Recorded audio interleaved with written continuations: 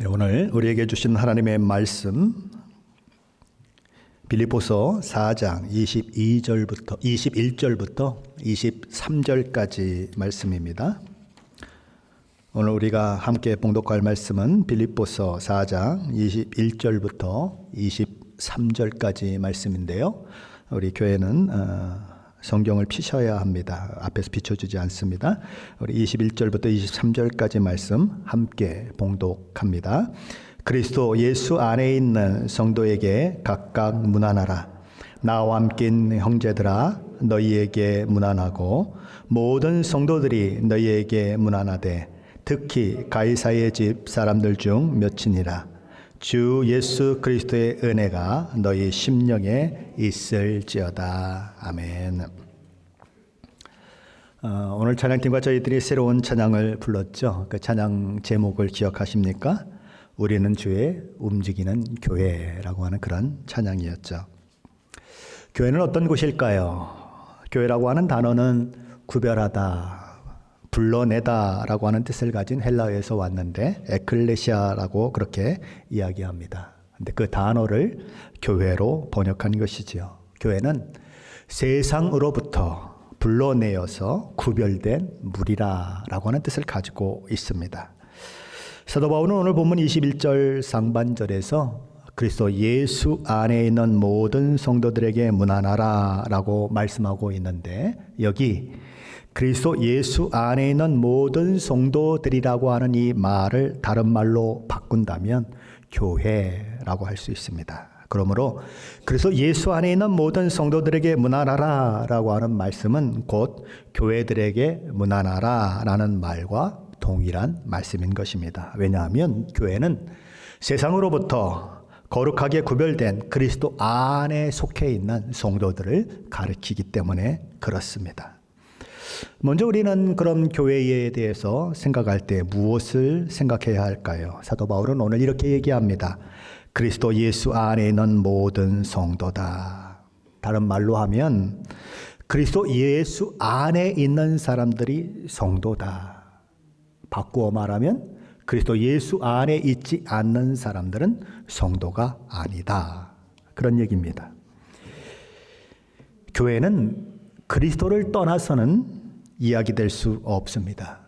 그리스도 예수의 십자가 대속의 죽음과 그리고 사망 권세를 이기시고 부활하신 그리스도, 그 예수가 없는 교회는 교회라고 할 수도 없고 그런 교회는 존재할 수도 없습니다.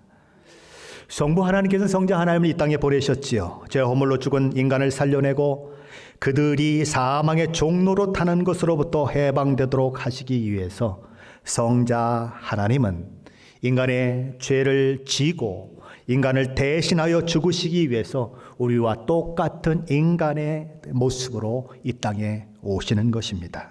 그리고 이 땅에 계실 때 당신께서 왜 이 땅에 오셨는지를 말씀하십니다. 이 땅에 오신 목적이 무엇인지, 이 땅에 오신 그 목적을 통해서 무엇을 이루어내고자 하시는지를 수많은 사람들에게 가르치셨습니다. 그리고 하나님의 때에 저와 여러분의 죄를 대신 짊어지시고 십자가에서 죽으셨습니다. 그분은 성자 하나님이시고 그분은 우리와 똑같은 몸을 가지신 인간이셨습니다. 그분이 성자 하나님이라고 하는 것을 하나님은 드러내시기 위해서 그분을 통해서 많은 기적들이 일어나게 하셨습니다. 그분을 통해 죽은 자가 살려지는 일들이 일어났죠. 중풍병자를 낫게 하는 일들이 일어났습니다. 풍랑이는 바다가 잔잔하라 라고 했더니 잔잔해지는 일들이 일어났습니다. 바다 위를 걸으시는 그 일들도 일어났습니다.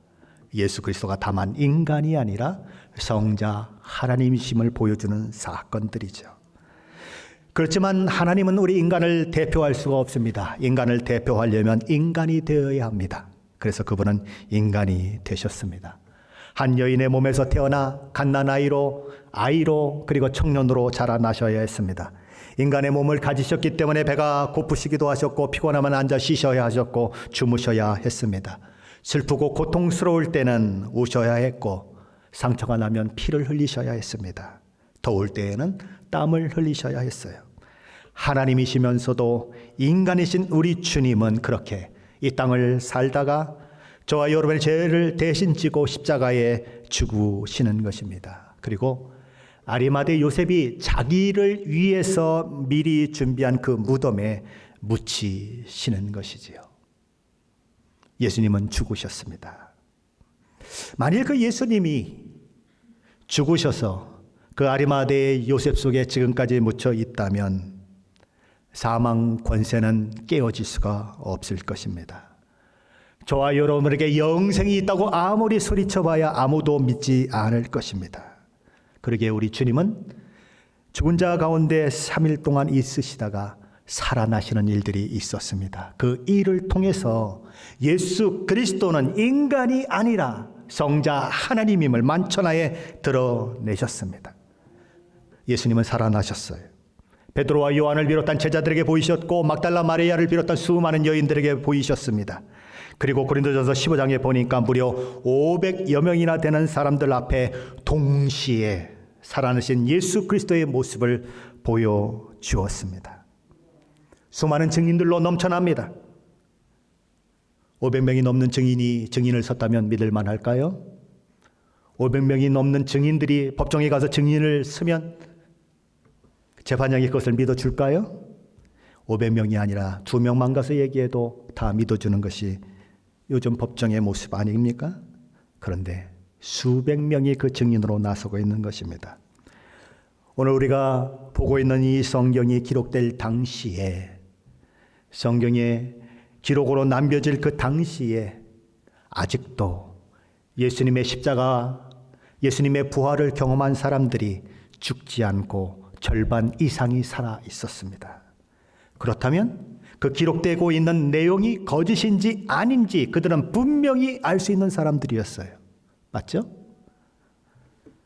만일 거짓말을 거기에 썼다가는 태반이나 사 있는 사람들이 저거 거짓말이다라고 들고 일어날 수밖에 없는 거죠. 그 태반이나 살아있는 사람들은 자신의 눈으로 직접 예수님의 십자가를 목격했고 예수님의 부활을 목격했기에 그 사건을 만나는 사람마다 이야기하는, 증거하는 그런 사람들이었어요. 사도행전 2장에 보면 사도 베드로가 예수님의 죽으심과 부활에 대한 메시지를 전하면서 이렇게 말합니다. 우리가 다 일의 증인이로다. 법정에서 증인으로 내가 보았어요, 내가 그때 그 현장에 있었어요 라고 이야기하는 것처럼 베드로는 우리가 다 일의 증인이로다 라고 말하면서 예수님의 십자가 죽음과 부활을 증언하는 것입니다. 그리고 2000여 년이 지난 지금 저와 여러분은 성경의 증언을 통해서 예수님의 십자가의 죽으심과 부활의 메시지를 듣고 있습니다. 그러면 예수님은 정말 십자가에 죽으셨을까요? 예수님은 정말 부활하셨을까요? 사람들은 말합니다. 그건 호구예요. 지어낸 얘기예요. 거짓말이에요. 하지만 그것을 보고 느꼈고 그 현장에 있었던 그 시대 사람들은 그것이 실제 일어난 일이요, 역사적인 사건이라고 이야기합니다. 누구 이야기가 더 정확할까요? 오늘 예수님의 십자가 사건과 부활 사건이 거짓이라고 이야기하는 그들의 이야기가 정확한 이야기일까요? 그 사실을 실제 보고 경험한 사람들이 증언한 이야기가 정확한 이야기일까요? 이상하게도, 그런데도, 정말 이상하게도 오늘날 많은 사람들은 2000년 전에 그 시대에 살며 보고 경험했던 초대교회 성도들의 말보다 2000년 후에 수많은 학자들이 이런저런 얘기하는 것에 더 귀를 기울입니다. 마치 그 시대의 증인으로 살았던 그 사람들보다 내가 더 잘 안다고 생각하는 것처럼 그렇게 생각하는 사람이 많은 것입니다. 과학이 발달을 했는데요, 역사적인 사건이 얼마나 많이 밝혀졌는데요, 그러면서 그들은 2000년 전에 눈으로 직접 보고 듣고 만졌던 사람들보다 자기가 그 사건을 더 잘 알고 있다고 생각해요. 희한한 일이죠. 더 희한한 일은 뭡니까? 그 시대에 살아보지도 않았어요. 경험해보지도 않았어요. 2000년 전이 지난 지금 그들은 학자라고 하면서 주장을 해요. 그런데 거기에 더 귀를 기울이는 사람이 있다는 것, 이것이 참으로 희한한 것입니다. 사도 요한은 요한일서 1장 1절 2절에서 이렇게 말합니다. 태초부터 있는 생명의 말씀에 관하여는, 요한복음 1장 1절에 뭐라고 말씀하시죠? 태초에 말씀이 계시니라. 바로 이 말씀 뭡니까? 예수 그리스도를 가리키는 거죠. 근데 이렇게 얘기합니다. 우리가 들은 바요, 눈으로 본 바요, 자세히 보고 우리 손으로 만진 바라. 이 생명이 나타내신 바 된지라.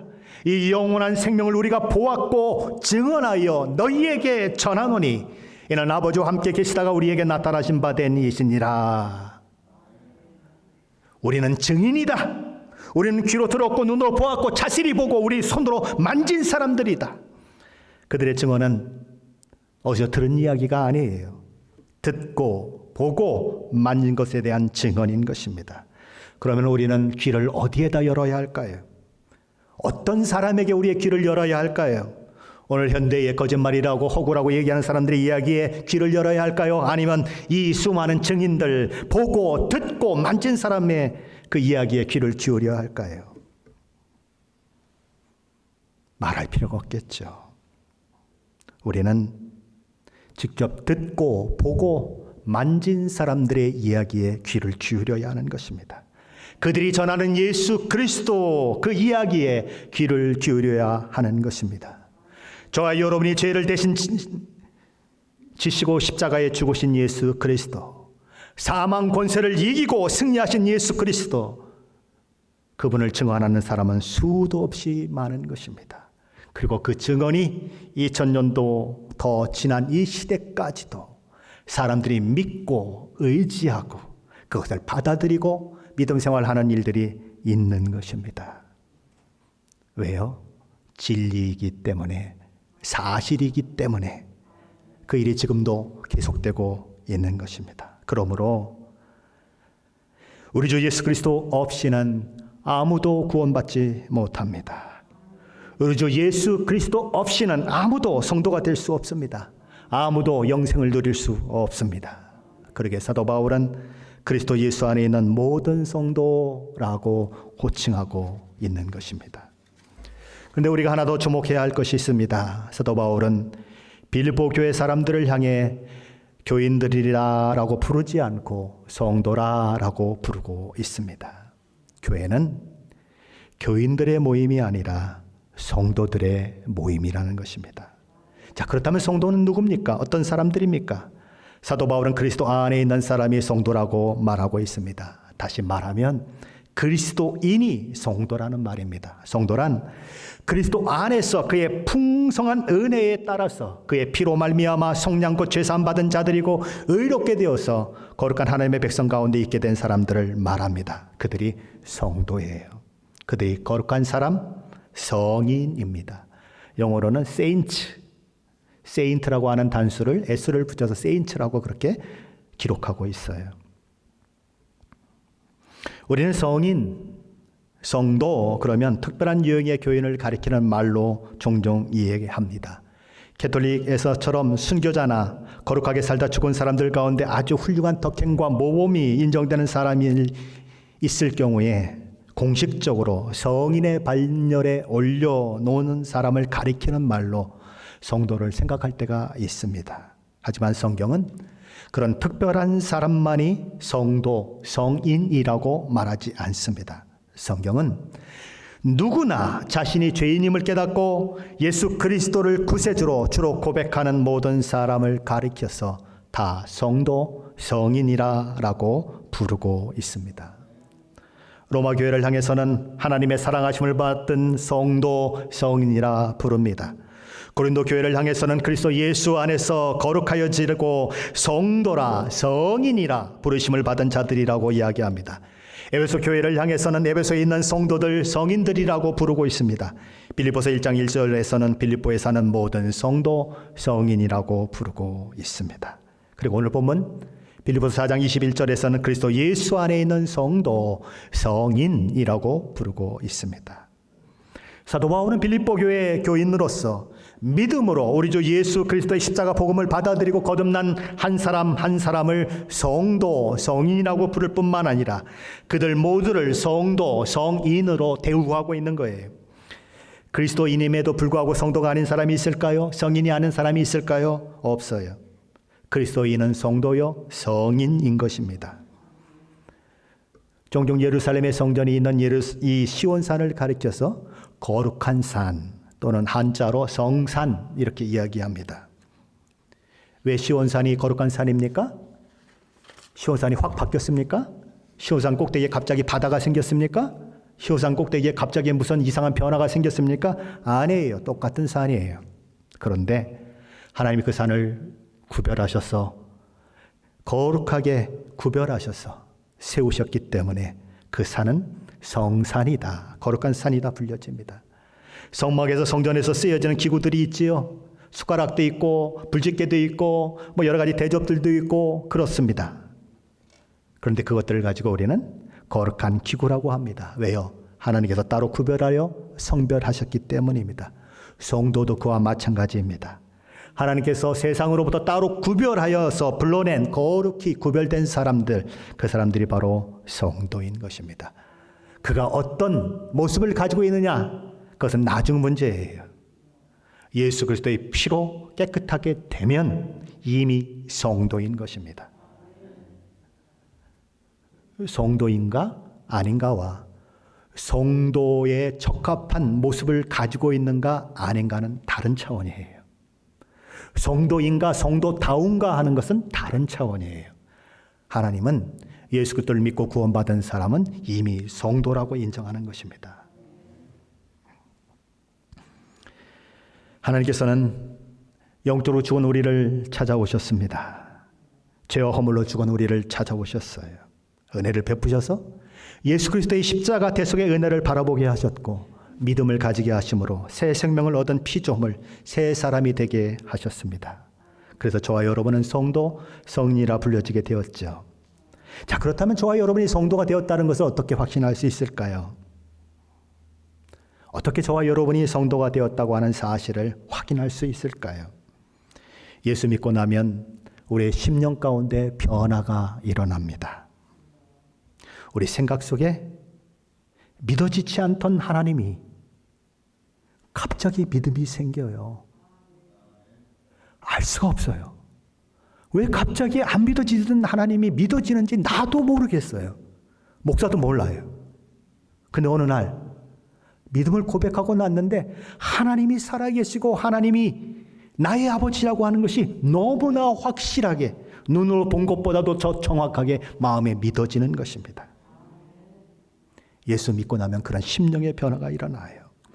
그리고 나를 구원하신 하나님, 성자 하나님을 이 땅에 보내시고 십자가에 죽게 하신 그 하나님의 은혜만 생각하면 가슴이 저려오는 거예요. 마음에 그 감사, 그 은혜 때문에 내가 이제 어떻게 살아야 하는가, 내가 어떻게 하면 하나님을 위해서 살 수 있는가 하는 그런 마음이 일어나는 거예요. 자, 그럼 세상으로 한번 가보십시다. 세상 사람들에게도 그런 일들이 일어날까요? 갑자기 하나님을 믿는 일들이 일어나고 하나님을 위해서 내가 무엇을 할 것인가 그런 일들이 일어날까요? 교회에서 십자가만 얘기하면 괜히 막 눈물이 흘려지고 가슴이 찡해지는 일들이 일어날 거야? 아니에요. 하나님이 있으면 나오라 그래. 내 주목을 믿지. 뭐가 다르죠? 예수 그리스도를 믿고 마음의 변화가 일어난 사람과 그렇지 않은 사람은 너무나 다른 것입니다. 우리 교회에도 그런 분이 있어요. 오랫동안 부모들이 기도했는데 교회를 나오지 않다가 어느 날 우리 교회에서 이렇게 이것저것 막 나무도 잘라내고 화초도 심고 하는 모습을 보고 우리 교회를 왔다가 새벽 기도도 오고 그랬던 자매가 있어요. 지금은 집사님이 됐죠. 양육을 했습니다. 예수 그리스도를 소개했습니다. 예수 그리스도가 안 믿어진대요. 안 믿어진대요. 믿고 싶은데 안 믿어진대요. 어떡하겠습니까? 안 믿어지는데. 근데 어느 날 우리 원로 목사님 중 한 분이 우리 신동민 목사님이 말씀을 전하게 되었어요.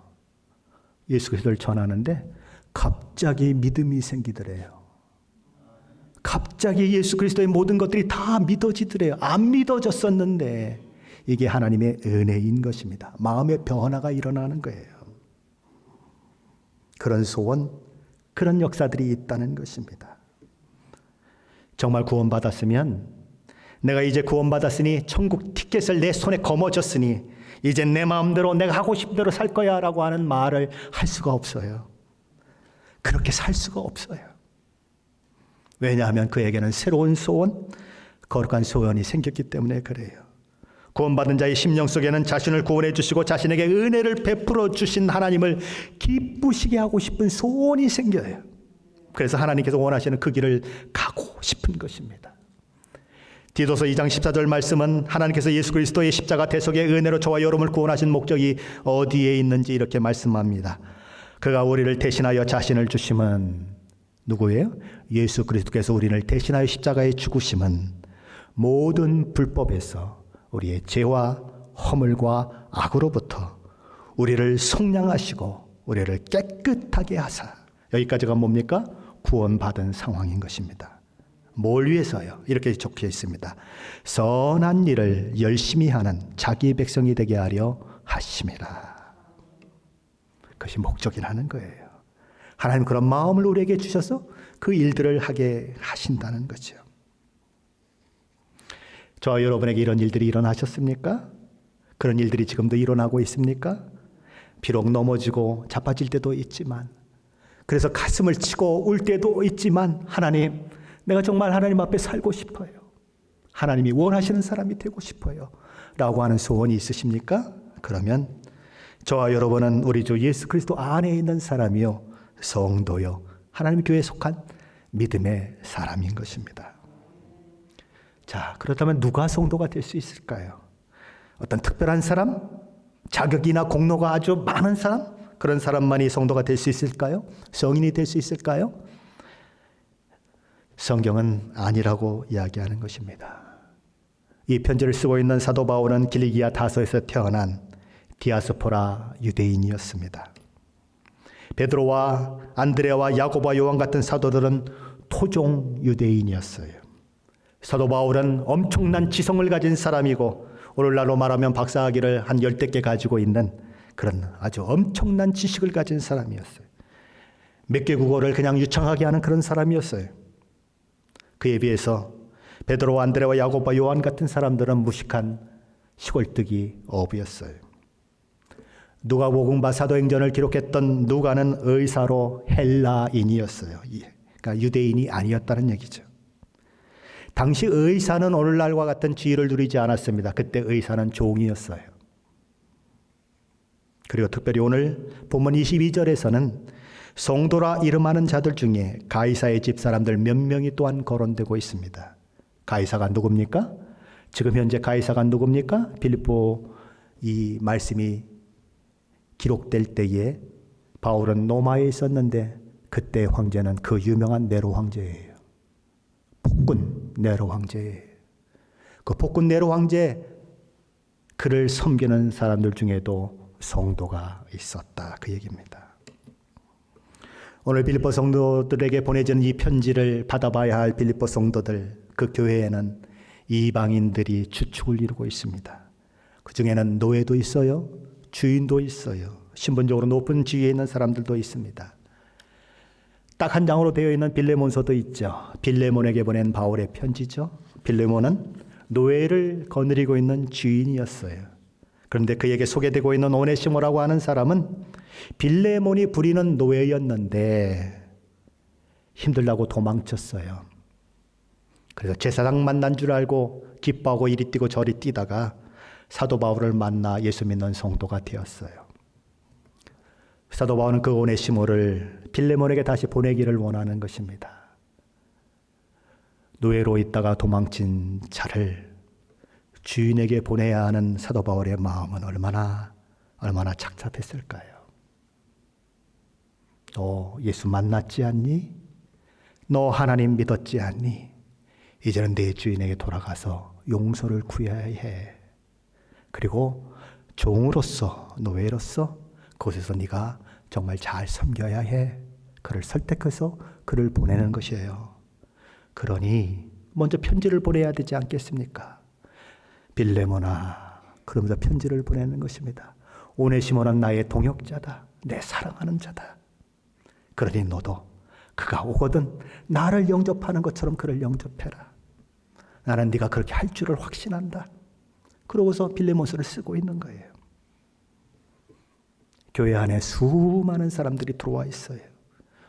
쥐, 고화, 빈부, 그런 귀천 이런 걸 떠나서 모든 사람들이 다 들어와 있어요. 세상은 사람을 구분합니다. 어느 학교를 나왔느냐? 어떤 피부색을 가졌느냐? 어떤 교육을 받았느냐? 구분하고 차별합니다. 그러나 교회는 아무도 차별하지 않습니다. 복음은 아무도 차별하지 않아요. 누구나 자신이 죄인임을 깨닫고 우리 주 예수 그리스도의 십자가 대속의 은혜를 의지하는 자는 죄사함 받고 의롭게 되고 오직 하나님의 자녀가 되는 놀라운 권세를 얻게 되는 것입니다. 그리스도인이 되느냐 마느냐, 성도가 되느냐 마느냐는 오직 한 가지예요. 믿음으로 십자가 대속의 은혜를 내 것으로 받아들이느냐 마느냐, 그것만 가지고 결정되지 저와 여러분의 상황, 처지, 모습, 그것 때문에 결정되지 않습니다. 복음은 아무도 차별하지 않아요. 누구든지 복음을 듣고 믿음으로 반응한 자는 구원을 얻게 되는 것입니다. 로마서 3장 22절은 이렇게 말씀합니다. 곧 예수 그리스도를 믿음으로 말미암아 모든 믿는 자에게 미치는 하나님의 의인이 차별이 없느니라. 그 차별이 없었기 때문에 저와 여러분이 그리스도인이 된 거예요. 종이든 자유인이든 부자이든 가난한 자든 학식이 많든 적든 무식하든 상관없이 하나님의 은혜를 힘입어 우리 주 예수 그리스도의 십자가 복음 앞에 믿음으로 반응하면 그리스도인 하나님의 자녀가 되는 거예요. 오늘 본문 속에도 얼마나 다양한 사람이 나옵니까? 22절에 보면 포괄적으로 이야기되는 모든 성도들에 대한 이야기가 나오고, 또 바울과 함께 있는 형제들에 대한 이야기도 나오고, 너희라고 불리우는 빌립보 교회 성도들에 대한 이야기도 나오고, 특히 가이사의 집사람들 중 몇 명이라고 하는 이야기도 나옵니다. 어떻게 이들이 다 교회 안에 들어올 수 있었을까요? 차별 없는 복음이 그들에게 전파된 결과인 것입니다. 자, 그렇다면 그렇게 우리는 차별 없는 복음을 받아들이고 성도가 되었어요. 하나님의 자녀가 되었어요. 그런 저와 여러분에게 사도 바울은 무엇을 말씀하고 있을까요? 오늘 본문은 서로 무난하라라고 이야기합니다. 이들 중 어떤 사람은 헬라인입니다. 어떤 이는 유대인입니다. 어떤 사람은 로마 사람이에요. 어떤 이는 가이사의 집사람입니다. 문화도 다르고 출신도 다르고 지위도 다르고 나라와 민족도 다르고 얼굴 색깔들 다르고 지식과 지혜의 수준도 다릅니다. 그러나 사도 바울은 너희가 성도가 되었으니 서로 무난하라라고 말합니다. 무난하라라고 하는 이 말을 원어적으로 그냥 그대로 해석을 한다면 팔을 꺾으라는 거예요. 다른 사람을 포옹하려면 어떻게 해야 되죠? 팔을 꺾어야 합니다. 다른 사람에게 격려를 하려면 어떻게 해야 되죠? 팔을 꺾어야 합니다. 내가 다른 사람의 팔을 꺾으려고 하는 것이 아니고 내 팔이 꺾여야 하는 거예요. 내 팔을 꺾고 먼저 포옹하는 것입니다. 내 팔을 꺾고 먼저 인사하는 거예요. 초대교회는 언제나 그 일들이 넘쳐났습니다. 초대교회 사람들은 다른 사람에게 참 관심이 많았어요. 무슨 일이 있을까?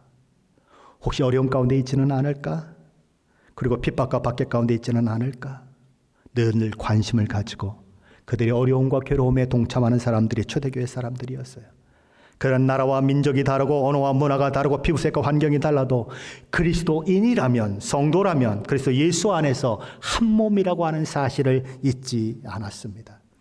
그래서 사도행전 4장에 보면 초대교회 성도들의 아름다운 섬김의 모습이 나오는 것입니다. 그들은 재산과 그들의 소유를 서로 나누어주며 섬겼습니다. 자기 물건을 함께 사용하게 하면서 내 물건이라 라고 주장하지 않았어요. 내 건데 왜 건드려? 라고 이야기하지 않았어요. 자기 재산을 팔아 다른 사람들의 어려움을 돕는 자들도 있었습니다.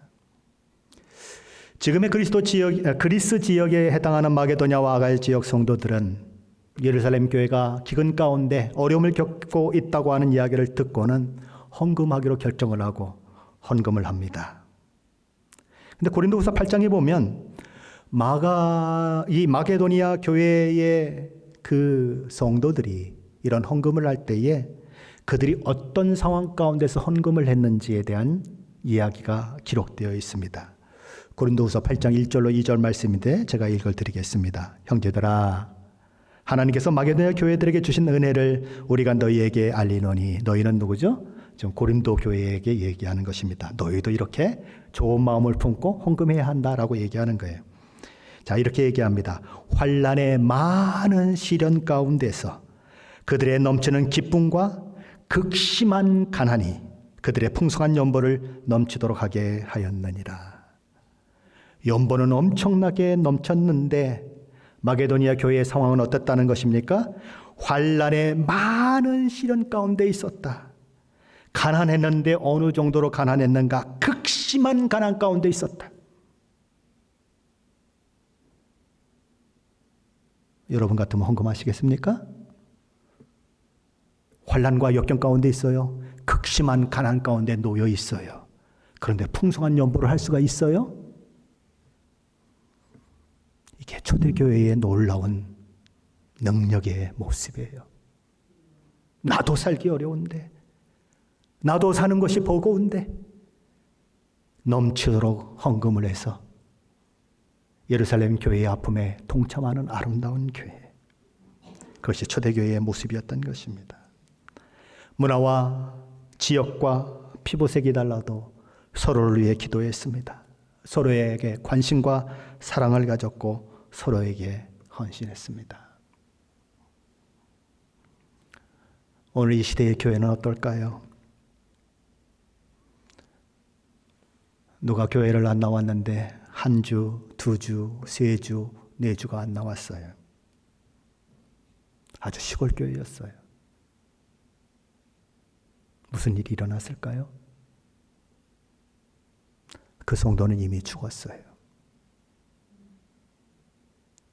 자식놈들도 안 찾아오고 교회도 전화 한 번 안 하고 4주, 5주가 지나도록 죽어서 썩은 냄새가 나는데도 모르는 그런 교회들이 있어요. 실제 사건이에요.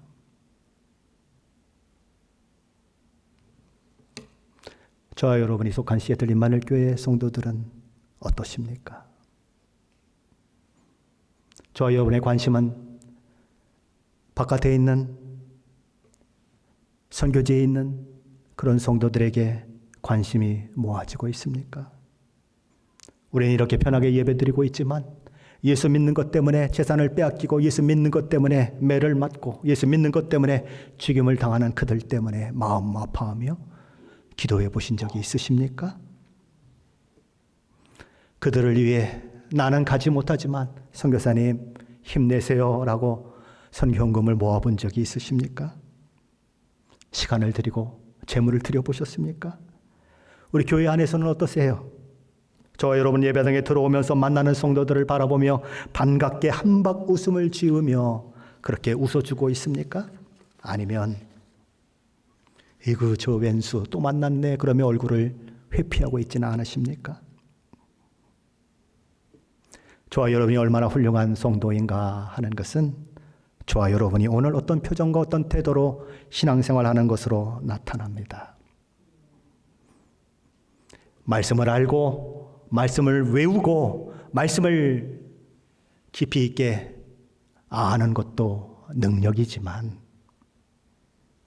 오늘 내 표정을 아름다운 웃는 표정으로 아름다운 환한 미소로 상대방을 향하는 그것도 놀라운 실력이요 놀라운 능력인 것입니다. 교회는 십자가를 상징으로 내걸고 있어요. 십자가가 뭐죠?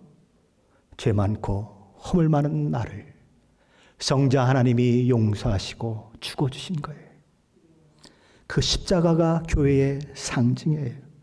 십자가를 우리는 내걸고 있어요. 우리는 용서받은 사람들입니다. 우리는 은혜받은 사람입니다 라고 이야기하고 있어요. 그런데 정작 교회 내에서는 용서도 없고 기다림도 없고 그저 허물을 지적하는 것만 있다면 그것은 차마 아름다운 모습이 아닌 것입니다. 출애굽기 34장 6절에서 하나님께서는 당신 자신을 이렇게 소개하십니다. 여호와라 여호와라 자비롭고 은혜롭고 노하기를 더디하고 인자와 진실이 많은 하나님이라. 여호와라 여호와라, 자비롭고 은혜롭고 노하기를 더디하고 인자와 진실이 많은 하나님이라.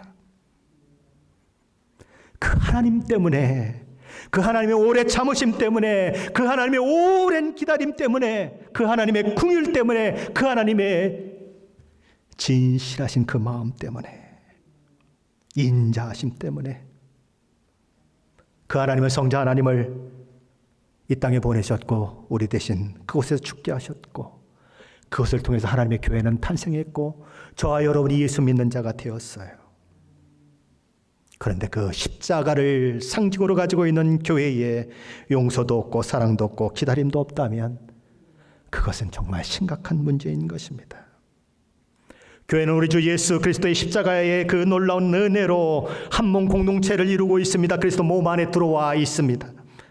미우나 고우나 내쫓을 수 없고 모른 척 할 수 없는 가족으로 묶여 있습니다.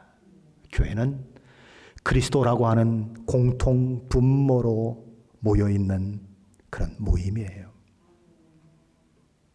학교 다닐 때 분수 배우셨죠? 아래에 있는 게 뭐라 그럽니까? 분모. 위에 있는 걸 뭐라 그럽니까? 분자. 2분의 1 그러면 두 개 중에 하나란 얘기죠. 그러니까 반입니다. 이게 분수예요. 근데 공통 분모가 누구라고요? 예수 그리스도. 자, 그러면 수학 문제를 한번 내볼까요? 분자에 어떤 것들이 있습니다. 위에 숫자 큰 게 있어요. 그런데 밑에 분모가 무한대예요. 그러면 답이 뭡니까? 밑에 분모가 무한대라니까요. 위에 어떤 숫자가 있는데 답은 뭐예요? 제로, 0이에요. 예수님은 하나님이십니다. 성자 하나님이세요. 그리고 그 지위와 특권을 내려놓으시고 우리와 같은 몸이 되어 성육신하셨고 우리와 함께 사셨고 우리와 함께 고민하셨고 우리를 위해 죽으셨습니다. 교회가 그 예수님을 공통 분모로 삼게 되면 예수님이 워낙 크시기 때문에 그 위에 내 모든 것들을 올려놔도 언제나 값은 뭐예요? 제로, 0이에요. 저와 여러분이 어떤 사람인가? 어떤 성향의 사람인가? 올려놔 보세요. 저와 여러분의 기질, 성향, 자랑, 지위, 특권, 지혜, 지식, 경험 다 올려놔 보세요. 예수님의 공통 분모라면 다 제로예요. 아무것도 안 나와요. 그런데 요만한 것 가지고, 요만큼 잘난 것 가지고 교회 안에서 잘난 척 할 수 있을까요? 못해요. 예수님이 진정 교회의 공통 분모라면 내 것이 나올 수가 없어요. 예수님이 너무 크기 때문에 분자 위에다 아무 거를 다 올려놔도 저와 여러분의 잘난 척하는 거 다 올려놔도 잘난 척할 수가 없어요. 값이 제로거든요. 그러게 사도 바울은 빌립보서를 마무리하면서 이렇게 끝을 맺고 있는 것입니다. 우리 23절 말씀인데 함께 같이 읽어봅니다. 23절입니다. 주 예수 그리스도의 은혜가 너희 심령에 있을지어다. 그 심령에 주 예수 그리스도의 은혜가 있을지어다. 사도 바울은 빌립보서를 시작하면서 하나님 우리 아버지와 주 예수 그리스도로부터 은혜와 평강이 너희에게 있을지어다라고 빌립보서 1장 2절에서 시작을 했습니다. 그리고 마지막 절에서 주 예수 그리스도의 은혜로 마무리하고 있습니다. 저와 여러분의 심령 가운데 처음부터 끝까지 우리 주 예수 그리스도의 은혜가 흘러가야 한다는 거예요. 그 은혜와 시작과 은혜의 끝 속에 저와 여러분의 삶이 있고 교회의 삶이 있어요. 은혜가 앞과 뒤에서 샌드위치처럼 감싸고 있으면 은혜가 드러나는 거예요. 사도 바울이 어떻게 그 위대한 사도 바울이 되었을까요? 스데반을 죽이는데 증인 썼던 그가 수많은 크리스찬들을 핍박하고 억지로 때려서 예수님을 저주하게 만들고 그랬던 사도 바울이 어떻게 복음을 전하는 자가 되었을까요? 하나님의 은혜 때문이에요. 은혜가 그를 움직이고 은혜가 그의 삶을 사로잡고 은혜가 그로 하여금 달리게 만들었어요. 우리 주님의 은혜는 저와 여러분의 허물과 죽은 죄를 용서하고 새사람 되게 하는 능력입니다. 이 주님의 은혜는 저와 여러분의 무능함과 허물에도 불구하고 나도 내가 마음에 들지 않을 때도 불구하고 나를 용서하게 만드는 그런 힘이요, 오늘을 살 힘을 얻게 하는 그런 능력인 것입니다. 이 주님의 은혜는 못난 저와 여러분을 하나님께 받아주신 놀라운 사건이기 때문에 그 놀라운 사건을 경험한 우리로서 때로 못난 사람 만날 때에 그를 품을 수 있는 능력이 되는 것입니다. 이 주님의 은혜는 저와 여러분으로 하여금 바랄 수 없는 중에 바라게 하고 환난과 역경과 어려움에 처해 있을 때에도 하나님께서 여전히 나를 붙들고 계시다고 하는 믿음을 갖게 하는 힘이에요. 하나님이 자기 아들까지도 아끼지 않으신 그 하나님이 나를 자녀 삼아주시고 나를 사랑하여 주셨는데 이 모든 고난과 역경 가운데 하나님이 나를 떠나셨을까? 아니요. 그렇게 생각할 수가 없지요. 그 하나님이 어떤 하나님인데 떠나요? 어미는 그 아이를, 갓난아이를 잊어버린다 할지라도 나는 너를 잊지 않겠다. 내 이름이 내 손바닥에 있다라고 말씀하신 하나님이 어떻게 떠나요? 예수 그리스도의 십자가 앞에 나아가면 고난과 역경 가운데서도 눈이 아무것도 보이지 않아도 하나님이 나와 함께 하신다고 하는 믿음을 가지고 견디고 이기게 되는 거예요. 하나님의 모든 것을 나의 유익을 위해서 일하고 계시고 이 끝에서 하나님 나를 정금같이 빚어내실 것이다 라고 하는 믿음의 고백이 있게 되는 거예요. 그래서 수많은 고난과 역경 가운데 넘어지지 않고 그렇게 믿음을 지켰던 사람이 오늘 엄청난 믿음의 사람으로 우뚝 서 있는 거예요. 그 사람을 만나면 믿음이 느껴져요. 그 사람을 만나면 하나님의 은혜가 무엇인지가 느껴져요. 매일 편한 삶, 아무런 걱정도 없는 삶을 산 사람 속에는 그것이 느껴지지 않아요. 그런데 엄청난 고통 가운데 눈물과 근심과 한숨 가운데 있었던 사람을 만나고 믿음으로 이긴 사람을 만나기만 하면 그 가슴에 예수 그리스도의 은혜가, 믿음의 역사가 밀려오는 거예요. 그게 예수님의 은혜인 거예요. 그런데 이 은혜를 헬라어로는 카리스라고 그럽니다. 그리고 그것이 더 강해지면 카리스마가 되죠. 그런데 기쁨이라고 하는 말은 헬라어로 카라라고 합니다. 카라, 카리스, 좀 비슷하죠? 어원이 같아요. 다른 말로 하면 하나님의 은혜가 내게 있으면 내게 기쁨이 있다는 겁니다. 하나님의 은혜가 나를 붙들면 고난과 역경과 어려움 가운데 있는데 알 수 없는 기쁨이 내 속에 있는 거예요. 신비예요. 그게 신비예요. 사도 바울은 그래서 이렇게 얘기하는 것입니다. 주 예수 그리스도의 은혜가 너희 심령에 있을지어다. 은혜가 그의 심령에 있어야 그리스도의 몸된 교회가 아름다워져요. 은혜가 그의 심령 가운데 있어야 가정이 아름다워져요. 은혜가 있으면 기쁨이 있거든요. 기쁨을 나누게 되고 기쁨어서 웃게 되고 그러는 거예요. 상황과 처지를 뛰어넘는 기쁨은 은혜 가운데 주어지는 것입니다. 그 은혜를 경험하고 그 기쁨이 있는 자는 공동체 안에서 품고 사랑하고 보듬는 능력을 가지게 되는 것입니다.